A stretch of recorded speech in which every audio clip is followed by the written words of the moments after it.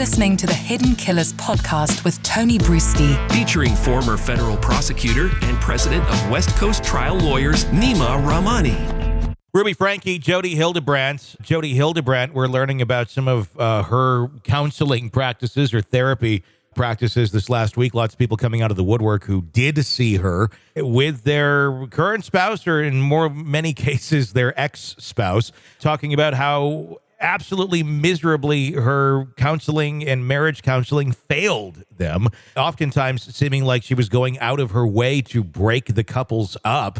I'm just paraphrasing, but obviously seemingly she had quite a vendetta against males.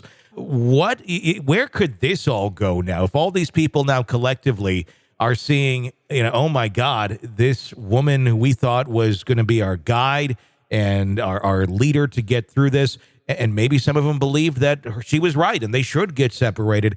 I'm wondering, does this open her now up to far more lawsuits from people for some sort of emotional distress or things of that nature? Is that even a possibility to sue with what we know now? It's possible, it's some sort of professional liability or malpractice claim. I mean, she's a therapist. Obviously, we know she doesn't seem to be a good mom, doesn't seem to be a good therapist either. So she is diagnosing folks with things that really aren't even in the DSM book. Yeah.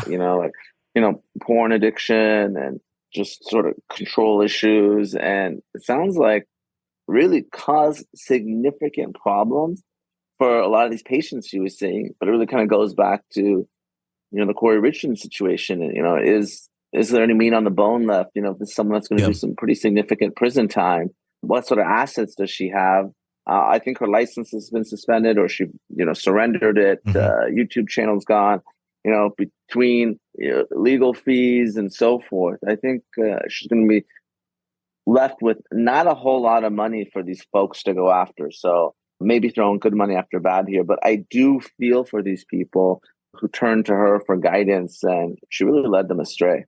Does it make any sort of sense for those individuals? I mean, I'm sure they want some justice here, and her to pay for the path that she went down with some of these people, really just ruining their lives.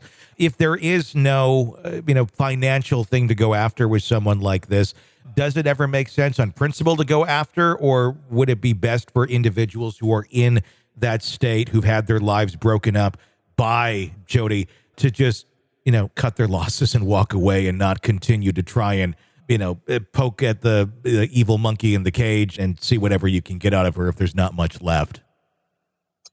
Yeah, I mean, there's two issues. The first is sort of getting a judgment. The second is actually enforcing one, right?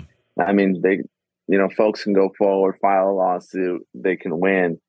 But, if you're a lawyer and you're advising them, you need to tell them, the chances of you collecting on this might be slim to none. There might be some insurance, maybe there's some state fund, but really, what sort of assets does she have left after all this is said and done? And again, it can be one of those civil lawsuits where probably the defendant is not there.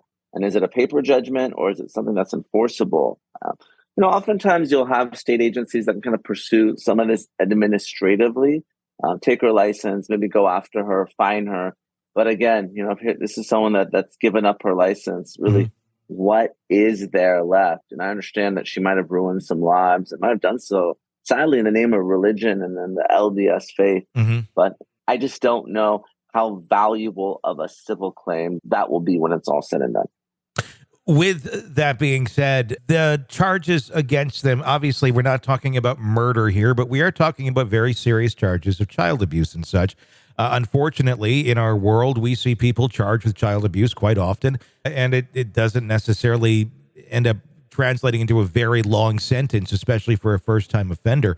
Do you think there's any chance, considering these people did have a very strong following, that people believed in what they were doing, maybe not necessarily believing what we're finding out now of children being emaciated and with duct tape and running out of the house, but do have some concern that there's still a group of people out there that still like these two, and after a jail time of some sort or a short sentence, like I don't know how long this would be, that they could come back onto the scene in their own way, probably not practicing, but still following what their belief system is, because from what we see thus far, it seems like they really believed it pretty well. It wasn't just a facade.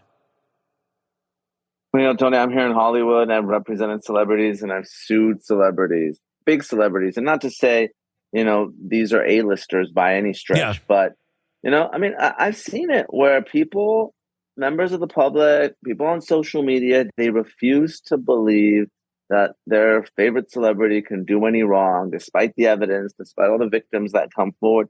You know, I can see folks saying, you know, even if their own children come and take the stand and they testify and there's all this physical evidence that, you know, no, they're great people and this was all a setup and whatever sort of conspiracy theory or delusion that people want to believe. But yeah, I mean, it's certainly possible that when it's all said and done, they'll still have their following. Some people will still take advice from them and think they're good parents, even if they're convicted of child abuse. That's a disturbing thought right there, without a doubt. This is the Hidden Killers Podcast. Want more? Start binging on all of our true crime podcasts right now through Apple Podcasts and get an ad-free experience when you sign up to be a True Crime Today Premium Plus member exclusively on Apple Podcasts. More of the Hidden Killers Podcast dropping soon. Press subscribe now.